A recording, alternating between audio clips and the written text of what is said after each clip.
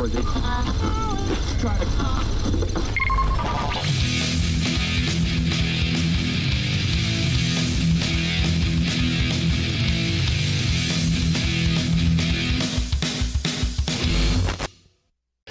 estamos começando mais um programa panelaço, né, meu? Mais um programa aqui de quarentena. E hoje eu estou entrevistando, revendo depois de muito tempo, meu amigo André Meyer, diretamente da Austrália. E aí, André, bom dia aí, mano. Salve, João. Salve, galera da Panelaço. Beleza? Aqui já é bom dia, boa noite aí no Brasil. A hora que você assistir isso aí. Essa tecnologia nossa é muito louca, né, meu? Né? Você aí na Austrália, no futuro, no meu futuro você tá. Tô aqui, aqui de acordo com o jeito que a Terra gira aí, né? Não é plana, né? Ela é redonda. Pô. André, te conheço há muito tempo, cara. Você fez todos os furos da minha cara. Inclusive um na boca aqui, que foi ao vivo. Você lembra disso, cara? Lembra, tem um fato disso aí ainda. Eita, nós. Já fizemos muita festa junto também, não é? Caralho, velho. Nossa, é foda, cara. Ó, André Meyer nasceu em Porto Alegre. Eu sabia que você era gaúcho, cara. Bagulho, só nasci lá, depois fui expulso. Ô, André, você é o pioneiro do piercing no Brasil, velho, né? Como surgiu essa necessidade de você aprender esse ofício, né? Que na época não existia quase, né, cara? Não tinha profissionalmente falando, né? Ninguém vivia disso, eu tentava ganhar dinheiro com isso, né? Sempre teve adornos corporais aí no Brasil. A cultura indígena já é bem forte, Azteca, Maia, enfim, todas aí nas Américas, né? Sempre teve esses rituais, essas perfurações. Mas falando de um lado profissional, de viver disso, eu acho que eu fui o primeiro a viver disso e abrir uma loja especializada em joias corporais, perfurações. Mas tudo começou primeiro, acho que quando eu era adolescente, mais novo, fui fazer uma viagem para o Amazonas, achei legal ver os índios lá com alguns adornments, alguns adornos do corpo, e aí... Você viu os índios com o quê? Com aqueles... Não, eles tinham... E na orelha, não era muito assim, mas eu tinha 11 anos, e eu falei, uau, já tinha umas pinturas, e andava com uns periquitos assim... perto, né? Um negócio bem exótico, bem legal no Amazonas naquela época. Depois eu cresci no meio do movimento meio de skate, gostava de punk rock, e aí já comecei a fazer minhas perfurações próprias, né? Agora, quando o Collor entrou no Brasil, em 1990, eu tava de saco cheio, né, bicho? E aí eu fugi desse país aí do Brasil na época. Eu falei, não tá dando certo, aqui o cara roubou todo o meu dinheiro, foi uma bagunça generalizada e eu fui de backpacker, quer dizer, tentei tirar um visto dos Estados Unidos e me negaram, né, lógico. Era cabeludo e tatuado e não deu certo, não tinha nada que me legalizasse lá. E aí eu tive a sorte de ir para a Europa, cara, de backpacker. E aí eu visitei alguns países lá e parei na Inglaterra. Quando eu parei na Inglaterra, eu falei, nossa, é aqui mesmo. É aqui, Londres é Londres, né? Foi para Londres, cara? Eu já atravessei quando eu cheguei, o cara eu lembro até hoje isso, o cara quando ele, no visto lá, o custom, né, esse de imigração, agente de imigração, quando eu olhei ele já tinha brinco e já tinha tatuagem, eu falei, eu tô chegando no lugar certo. No Brasil não tinha isso, imagina você ver um cara, agente de imigração já assim, não tinha, não existia. Já tira da fila. Já. Eu escrevi aqui, né, a contracapa do seu livro. Né? Lindo de doer, cara. E aqui eu tinha esquecido que eu tinha escrito aqui, cara. E aqui eu lembrei a primeira vez que eu vi um piercing na minha vida. Foi em Copenhagen, no Scott. Eu vi a mina com argola assim e uma argola no braço. Isso me impressionou pra caralho. Foi em 1990. Você já estava em Londres, 90? Cheguei em 91, 92. Estava na época. Encontrei com o Marco Leone na época lá. A gente foi numa convenção, ele estava trabalhando numa convenção em Dunstable, numas quebradas lá longe de Londres pra caramba. E aí eu fui lá reencontrar com ele. Quando eu cheguei na convenção de tatu, falei, uau! Porque até então tatuagem era bem underground nos anos 80, quando a gente começou a se tatuar, né? Sim. A primeira convenção de tatu no Brasil foi em 1990. E quando eu cheguei em 92 em Dunstable, o negócio era gigante, era tipo assim um Anhembi, né? De tatuagem assim, estilo, e motocicleta, e piercing. Eu falei, caramba, é isso aí, o negócio é esse, estou no lugar certo. Fiquei lá, devoto daquela igreja, e não saí mais, nunca mais. Hoje, entendeu? Você chegou aqui no Brasil e voltou, assim, não tinha que furar, você começou a furar onde, cara? Então, na sala da casa da minha mãe, né? Primeiro que era difícil achar os amigos que queriam fazer isso.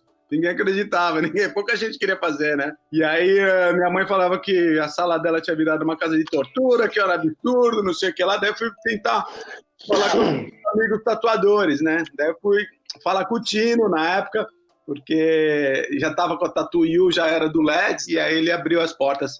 E eu comecei a trabalhar lá na Vila Madalena, ali no estúdio da Tattoo You. E depois... Tattoo You. Foi lá que eu furei o nariz. Foi com você. É na Casa Preta. Foi com você, né? Cara. Na Casa Preta, que descia no quintalzinho, assim, cara. E depois a gente foi assaltado lá, espancado, e foi um show de horror, uma outra cena, muito louca. Foi, né? Foi mesmo, não sabia, não lembro, cara. Assaltaram a gente, cara, e depois, quando a gente chamou a polícia, prenderam, primeiro que os bandidos bateram na gente pra caramba, né? Arrancaram os piercings do peito, sai todo mundo, eu tomei 8 pontos na cabeça, de coronhada, traumatizante o negócio, feio. Mas caralho. A gente ficou preso dentro do banheiro, né? Os bandidos prenderam a gente no banheiro. Quando a gente saiu gritando lá pros vizinhos e chamaram a polícia, enfim, quando chegou a polícia olhou para um monte de cara tatuado, né? Cabeludo, enfim, um negócio de gente estranha, acharam que era uma briga de gangue, queriam prender a gente ainda. Puta, meu. Meu, as coisas surreal, meu. Cara, como que era essas festas festichistas do Torture Garden, lá, esse pessoal que você frequentava lá, meu? Não, foi através dessa galera aí que eu conheci o Andy Boni, que é um tatuador, amigo meu, grande Andy, que já trabalhava com tatuagem, e o sócio dele, o Grant, que me ensinou a fazer piercing. Foi com essa galera que eu entrei nesse mundo da body art, né? São meus padrinhos.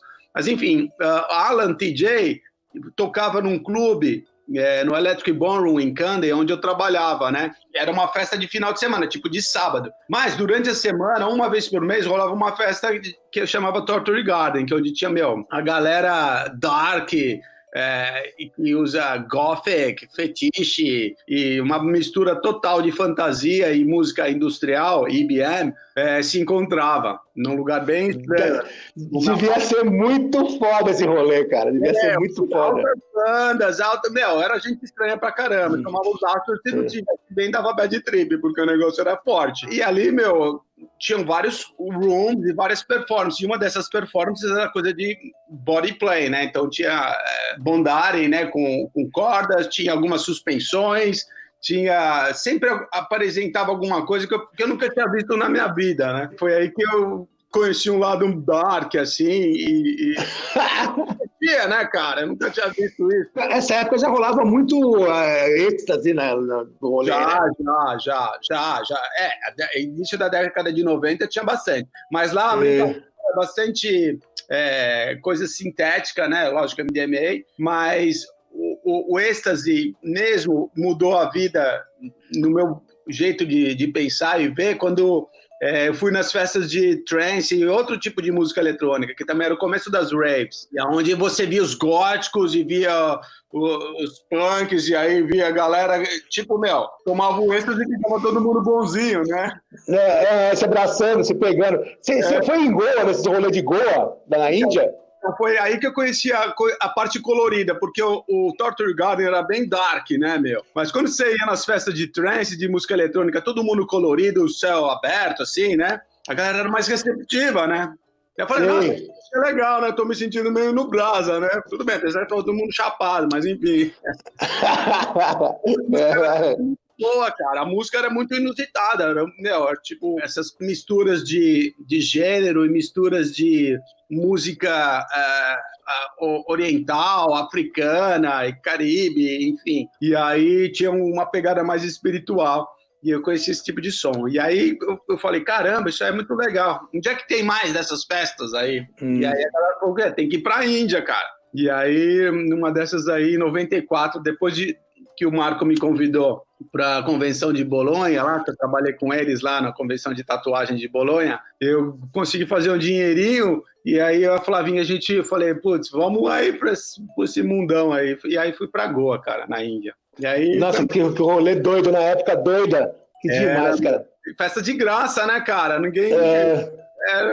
Rachixe. Muito chillum, né? Que aquele muita espiritualidade, sacou? Que demais, cara. Suspensão corporal. Eu lembro quando você fez. Isso aí, antigamente, cara, eu só tinha visto naquele filme lá, cara, como é que é? O Homem Chamado Cavalo. Que pendura ele nas tetas, assim, né? E aquilo, que horror. Hoje em dia tá bem comum, né? Todo mundo faz isso aí, cara, né, meu? A gente tem cansado de ver por aí, cara. Ainda bem que a gente tem mais informações, né? Hoje a gente consegue acessar o que a gente quiser, o que não quiser também vem, né? Mas naquela época tinha que viver em loco, né, João? Você sabe, né, cara? Pra gente ver, e mesmo os discos de punk nos anos 80, meu, pra pegar um Anti-Nowhere League, cara, nossa, tinha que vir um amigo que trouxe de Londres. Era difícil. Era difícil encontrar. As informações eram difíceis, mas enfim, voltando para O Homem Chamado Cavalo, que é um filme incrível da década de 70, na Índia eu tive essa experiência com os sadhus, eu vi os faquirs lá, já vi, tem foto de menininho com um espeto, né, um tridente na bochecha, né, tipo, sendo um peregrino e andando por lá, pedindo dinheiro, enfim, mas foi ali que eu vi essa coisa da yoga e do controle do corpo e, eventualmente, eu tive, através do piercing, tive contato com o Fakir Muzaffar, que é o cara que fazia essas coisas aqui no Ocidente, né? Mas, mesmo em Londres, dentro das festas do Torture Garden, já tinha algumas perforações, já tinha algumas performances de suspensão, e mais, tinha o Fakir Show da Wildcat, que é um dos mais fortes que a gente via até hoje, né? Tinha Ron Atley, todos esses artistas malucos que iam fazer performances, cara. Eu ajudava no backstage dentro dessas festas, junto com o Alan e com o Andy, então eu estava bem próximo dessa turma aí. O que eu achava absurdo antes, comecei a achar meio... fazia parte da minha vida, né? E aí... legal demais, cara. E aí, depois, numa das viagens que eu fui para Las Vegas, no encontro de piercing, eu conheci uma galera americana do Traumatic Stress Discipline e Alan Faulkner, e aí eu falei, nossa, a gente fez um casamento no deserto com os noivos suspensos, né, com os padrinhos puxando e suspendendo a galera. Aí eu fui já tomando coragem, falei, pô, isso aí dá para fazer também, acho, né? E aí que no fim eu fui para Texas em 98 e fiz a minha primeira suspensão. Acho que foi o primeiro brasileiro a fazer isso. Não no Brasil, mas enfim, consegui divulgar esse tipo de performance, porque ninguém sabia que isso era possível. Daí foi... Cara, mas é transcendental a dor ali, meu. O que você sentiu na hora?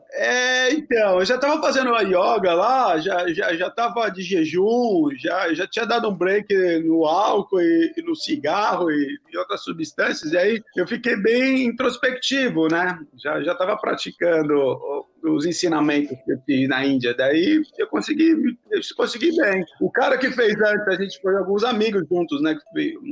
Fomos fazer esse ritual na mesma hora. Um dos caras que fez antes de mim, o cara teve um colapso lá, tal, né? Teve um choque mesmo, um trauma, convulsão e tudo mais, e aí eu falei, caralho. Será que eu vou fazer? Mas no final deu, cara. Deu, porque tava tranquilo, tava seguro, tava com uma equipe muito legal, os caras experientes. E era o que eu queria, né? Quando você tá afim de fazer, você faz, né, meu? E nessas ondas de branding, scarification, né? Você rolou em cima disso também ou não? Não, isso daí veio tudo com nossos erros e acertos dos anos 90, né? É uma profissão que começou nos anos 70, né, profissionalmente falando, lá em São Francisco, piercing, no caso, e as body modification, mas nos anos 80 e 90. E aí começamos a pesquisar bastante sobre outros adornos e outras performances. E aí, o que aconteceu? Começamos a tentar, né? E aí, um dos mestres disso daí era Fakir Muzaffar. Mas uma vez eu fui para Nova York e aí eu fiz um workshop, né? No American Modern Arts, e o cara me ensinou a fazer os brandings, né? Daí eu falei, dá para fazer também.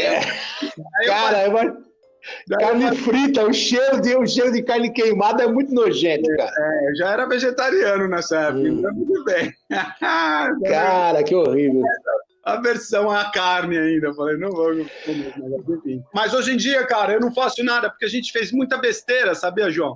A gente errou pra caramba, né? A gente fez um monte de coisa certa e um monte de coisa errada também. E as coisas erradas eu não quero fazer mais, lógico. Então, hoje... Lógico. Você é vegetariano há quanto tempo, André?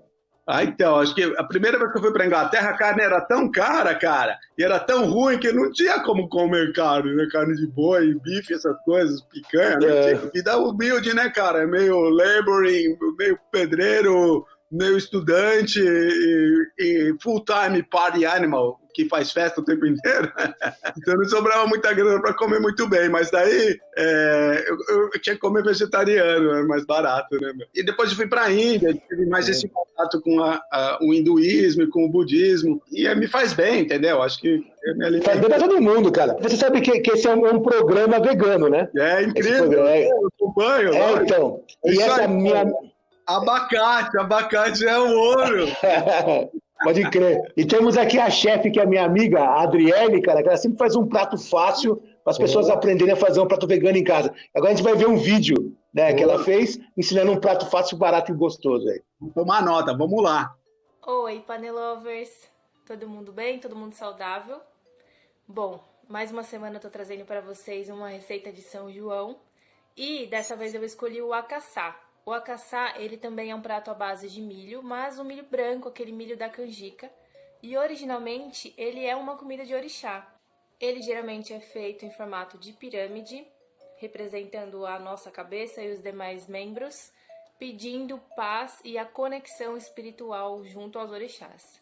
Mas com o passar do tempo, o prato acabou se popularizando na Bahia e se tornou uma comida tradicional de São João, podendo ser consumido salgado ou doce. E a receita original, ela também sofreu algumas modificações, algumas atualizações, porque nem sempre a pessoa consegue fazer todo o processo com o milho da canjica. Para quem já fez canjica sabe que tem um processo mais demorado, tem que ficar de demolho 12 horas, e aí depois ele cozinha e demora mais um tempão, então não é todo mundo que consegue fazer esse processo com o milho, e aí adaptou-se para a utilização do amido direto.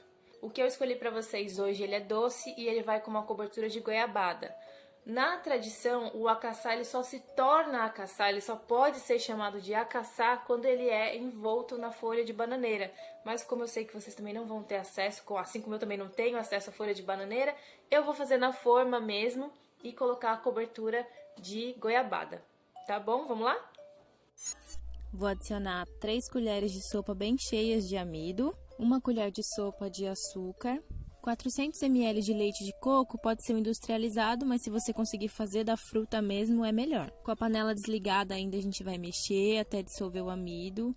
E aí a gente vai mexer bastante. Liga em fogo baixo e mexe, mexe, mexe, mexe. Ele vai começar a ferver, ele tem que ficar nesse ponto. A gente vai colocar numa forma, espalha para ele ficar bem uniforme, bem certinho. E aí eu vou cobrir com plástico filme e esperar esfriar. Quando esfriar, a gente leva para a geladeira. O ideal é que ele fique por no mínimo 2 horas na geladeira. Com um pedaço de goiabada, a gente vai amassar com o garfo para facilitar o processo. Ela é bem durinha, então para não demorar tanto na hora de derreter, a gente amassa. E agora na panela com um pouquinho de água, a gente coloca a goiabada e liga o fogo até que ele comece a levantar fervura. Aí a gente mistura bem, vai dissolvendo até que ela se transforme numa calda com essa textura. Passado o tempo de geladeira, a gente já pode desenformar o nosso acaçá. Tcharam! E agora a gente finaliza com a calda de goiabada maravilhosa. Então, pode servir. Bom, o meu desejo para vocês é que mesmo tendo sofrido adaptações, que quando vocês comerem o prato, vocês consigam sentir o real sentido da existência dele, que é a conexão com o todo, a conexão com o maior e a elevação. Então, que ele, assim como os outros pratos, possa trazer um momento de paz para você e para quem estiver com você na quarentena, tá bom? Até mais! Voltamos aí, André aqui acabou de ver aí, né, o rango que a minha amiga Adriele, né, fez. Simples, barato, fácil, deu delicioso, né? Não sei se dá para fazer aí na Austrália. André, o que você foi fazer aí na Austrália, cara? Então, a Austrália é um lugar legal. Eu vim para a Austrália... Eu conheço. A primeira vez que eu vim para cá, eu vim visitar minha irmã mais nova, a Harumi, morava aqui em Melbourne. Eu vim com a minha mãe no começo do ano 2000. A gente fez uma viagem pela costa aqui, mas na época eu estava bem ocupado lá no Brasil, né, com estúdio e festa e minhas atividades. E nunca tinha imaginado em morar aqui, viver aqui. Mas desde 2010, quando eu lancei o livro, fechei a loja e fiquei só praticando yoga e surfando, e só dava curso de yoga e e de body piercing, né? Só fazia os workshops. Em 2014 eu fui para o México, me deram um prêmio de piercing. Eu estava meio adormecido com a história do piercing. Eu só estava lá full time, surfando e fazendo yoga e fazia workshop de piercing quando me convidava. Mas eu estava full time, sabe, morando em Floripa, hippie total, né? Com 40 anos. Daí me convidaram para ir para o México para dar uma palestra lá de piercing. Daí, uau, que legal! Aí, na sequência, cara, me convidaram para vir aqui para a Austrália, para eu ficar um mês. Legal, Austrália de novo. Só que eu já tinha comprado passagem para a Etiópia e para o Nepal. Eu queria ficar lá na Etiópia um tempo e eu tinha um workshop lá no Nepal de yoga para fazer. Eu falei, eu vou para a Austrália, depois eu vou para lá. Puta, cara, quando eu cheguei aqui na Austrália, eu fui muito bem cuidado, muito bem tratado. Eu falei, você casou, cara. Não, o casamento veio depois. Primeiro eu olhei o estúdio que eu trabalho, o Caleidoscópio, que é muito legal, aqui em Bondi. Daí eu falei, pô, eu posso surfar de manhã, posso trabalhar de tarde, eu posso voltar a estudar, né? Melhorar meu inglês, melhorar minhas atividades, posso dar aula de yoga, posso fazer tudo que eu fazia, tudo que eu faço no Brasil. E os caras falaram, fica aqui, cara, se você quiser. Daí eu voltei a estudar para me regularizar no visto e tudo mais. Comecei a frequentar umas festas, que as festas que a gente promove aqui, eu e a Rachel, minha esposa, festas sem álcool, sem drogas, festas que acontecem muitas vezes de manhã. Então, em vez da galera ir para ginástica, enfim, vai lá, dança, eu toco como DJ, e a gente promove uma vida bem saudável, né? Que legal! É bem legal. Mas aqui o negócio foi mais envolvente, é mais presente, né? E aí eu falei, nossa, que incrível. E aí numa dessas eu conheci a Rach, e a gente juntou as ideias, e aí, e aí eu tô feliz, assim, eu acho muito legal, né? Não, eu te acompanho aí nas redes sociais, aí eu vi você casando, eu falei, o bicho casando, mó foda, cara. Casou no final da minha rua aqui, num cliff, na frente do mar, foi bem legal. E a gente faz vários festivais, né? Ela é também professora de yoga, ela tem um canal também de vida saudável e a gente tem essa parceria. Eu toco ainda como DJ, a gente faz várias festas ou é convidado para fazer festivais por aí. E aí a gente tá funcionando, cara, tá bem. A gente foi pro Brasil, a gente fez algumas coisas aí no Brasil também. 2 anos atrás, a gente fez o Yoga Surf Camp em Ubatuba. E é isso, meu. Acho que, como eu falei antes, a gente já testou bastante, já fizemos algumas experiências, alguns testes que deram errado, e aí a gente já pode selecionar e saber... Acertou na mosca. Acertou na mosca, com 50 anos, né, meu? A gente tem que cuidar mais, né? Meu meio social, assim, de amizade, tá mais pra galera, né, mais velhinha, assim, né? É melhor, cara, é melhor, cara. Careta tá de vez, cara. Cara, por onde que você acha que anda o body modification hoje em dia, cara? Eu vi que tem uma tendência, que aquele Total Black, e os negros se transformam, arranca nariz, arranca língua, corta a cabeça. Brutal Tattoo. Foi do Little Swastika, né? Little Swastika deu início desse movimento em Berlim. É um artista que, nossa, o cara conseguiu, inovar a tatuagem de uma forma que nunca foi vista antes, porque ele faz painéis de várias pessoas com a mesma tatuagem, e monta todo mundo junto e faz um desenho só. Você já viu isso, João? Não, nunca vi, cara. Esse cara aí é brutal, cara, é incrível. E é o tipo rough, é punk total. Né? Tem esse lado meu que é full black, muita gente se arrependeu também de fazer algumas coisas.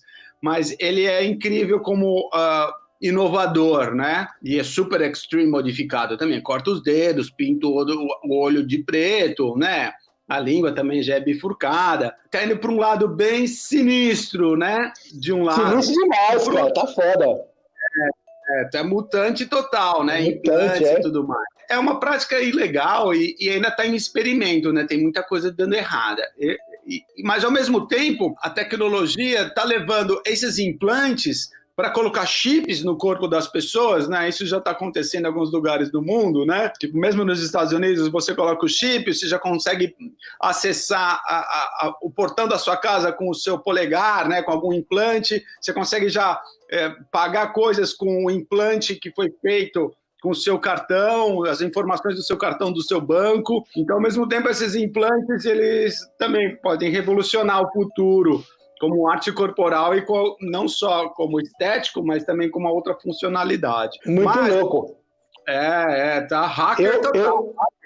Eu vi um cara na televisão que ela tinha uns chifres assim, e tinha um monte de implante, assim, o cara abria a porta, pagava as coisas, ligava a moto, minha mocinha, a moto pegava, cara. Ô, André, a gente é patrocinado pela Vans, né, que eu falei pra você que vou mandar o tênis pra Tainá, sua filhinha, porque é muito longe aí. Vou mandar um tênis. Ela é fã da Vans. Nós somos fãs da Vans. Todo mundo é fã da Vans, cara. Olha lá. Show de bola. Tá. E também somos patrocinados pela Darkside, cara, uma editora muito legal do Rio de Janeiro, que lançou meu livro, tá? E patrocina a gente. E o meu livro, eu vou te mandar. Uau, chocante, meu. Olha essa capa, com aquele anel que você pegou na loja ainda. Pode crer. Demais, né, cara? Obrigado mesmo, João. Vai ser uma satisfação poder ler essas histórias. Aí que você também tem história, hein, meu velho? Você vai cagar da risada, cara. Só tem história retardada, cara. Muito foda. O André, você tá falando de yoga, cara. Esses dias eu entrevistei uma amiga minha que me ensinou a fazer aquela respiração. Como é que é o nome? Waldor? Pranayama ou Ujjayi? Kumbhaka. Hiperventilação. Cara, eu fiquei muito louco disso aí, cara. Entendeu? Muita oxigenação, vai muito sangue pro cérebro e aí dá negócio, né? Dá negócio. Essa minha amiga, eu fiz essa respiração desse holandês, desse Wim Hof, que é o tal de homem gelo, né? Esse cara aí, não é? Iceman, esse é figura. Esse aí é da turma. Ele é figura, esse cara, bicho. Eu conheci ele aqui na Austrália, a gente fez um workshop, com o Wim Hof. Tinha umas 400 pessoas. Dessas 400 que estavam sentadas hiperventilando, tinha uns auxiliares que era para cuidar da galera que estava desmaiada, porque um monte de gente caiu e desmaiou. Pô, eu fiz uma vez aquela de respirar fraco, respirar forte, depois fazer 10 vezes. Cara, eu fiquei muito louco, velho. Hiperventilou minha cabeça, meu. Muito legal, cara. É muita oxigenação pro cérebro, enfim. Depois tem que entrar na água gelada, depois tem que entrar numa banheira de gelo, você fica lá congelando e o seu sistema parasintético começa a funcionar. E essa que é a pegada. Quando a gente faz a suspensão, quando a gente sofre algum acidente, quando a gente está em perigo extremo, o corpo começa a trabalhar com o sistema parasintético. E é isso que ele promove. Então, na palestra dele é incrível, porque tem um monte de cientista, não é maluco, hippie, não, que comprovou que o negócio, tipo, colocar o seu corpo em determinadas circunstâncias, tirando da casinha, o corpo reage de uma forma mais forte, aumentando o seu sistema imunológico, te deixando mais forte, né? Mas tem que ser bem assessorado, senão dá errado.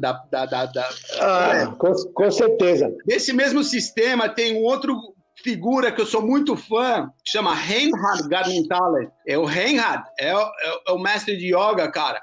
Incrível, que eu fui com ele lá para o Nepal fazer um workshop, e eu pratico yoga há algum tempo já, né? Quase uns 20 anos aí. E de yoga que eu conheço quase 30, né? Desde que eu fui a primeira vez para a Índia. Mas eu nunca tinha passado por um perrengue, assim, né, de prática, porque as práticas muitas vezes é só física e tal, né, e ele, cara, com as práticas que eu tive com o Reinhard, que é um suíço todo tatuado, entendeu, já lá nos 70 anos, forte pra caramba, o bicho é sólido, e tipo, em 10 minutos de prática com ele eu desmaiei, cara, só de respirar, só tipo de respiração e contração, e aí, também, apaguei. Daí eu apaguei, eu levantei assim, estava em outro state. Daí eu olhei do lado, tinha outra pessoa e outra. Isso no primeiro dia, eram 10 dias. Nos outros dias você vai conseguindo cada vez ter mais consciência e controle, cara, da realidade e da consciência e da inconsciência. Aí você fica naquela, peraí, vou apagar ou não vou? Aí... um estado muito legal, é um nirvana, meu chapa, é mó barato, entendeu? Que loucura! É só saber as técnicas, e te dá uma puta vitalidade, né? Te dá, tipo, energia, prana, ar, né? Muito foda. Eu tava vendo suas coisas passadas aí, eu lembrei desse reality show que você fez, Solitários, no SBT, em 2011, cara. Como é que foi isso aí, cara? Pô, isso daí foi um teste de yoga, mais um dessas paradas de yoga. Tava lá na loja, lá na Urufina, daí perguntaram pra mim, tem um reality show. Eu falei, mas nem tenho televisão, não reality show, coisa nenhuma. Não, mas você é um perfil bom, porque vai ficar numa ilha com um monte de gente. Eu falei, não, eu não quero ficar com ninguém, eu tô sossegado. Ah, então tem um outro que fica sozinho. Vai entrar no ar um negócio que você fica sozinho. Eu falei, isso é interessante, vou fazer um Vipassana. Né? Eu já tinha feito Vipassana antes. Vipassana é você fica por uma semana sem falar, sozinho, meditando.